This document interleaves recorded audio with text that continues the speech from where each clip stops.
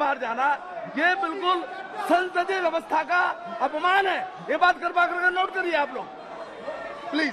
Honourable minister, please.